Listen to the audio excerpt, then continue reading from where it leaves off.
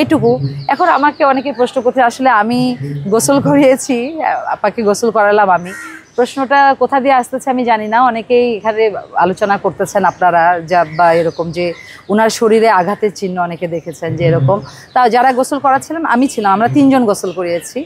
তো আমাকে প্রশ্ন করলো যে ওনার শরীরে আঘাতের চিহ্ন কিসের। আমি অ্যাকচুয়ালি বেশ কিছু গোসল করেছি আত্মীয় স্বজন বা কাছের যারা হয়, এটা আমি ভালোবেসে করি। হ্যাঁ, আমরাও তো ওই পথেরই যাত্রী। কিন্তু ওরা আমাকে প্রশ্ন করার পর আমি ভালোভাবে করলাম, যে ওরা আমাকে জিজ্ঞেস করলো। তো আমি বললাম মনে হয় বেডে ছিল, বেড শোর হতে পারে। তো ওরা বললো বেড শোর হলে মেরুদণ্ড হয়, 4-5 জায়গায় এরকম আঘাতের চিহ্ন। তো অ্যাকচুয়ালি আমি তো প্রশ্ন করলাম, জিজ্ঞাসা করলাম, তার পারিবারিক যারা আছেন কেউ কিছু বলতে পারতেছে না, উপরে আল্লাহই ভালো জানেন।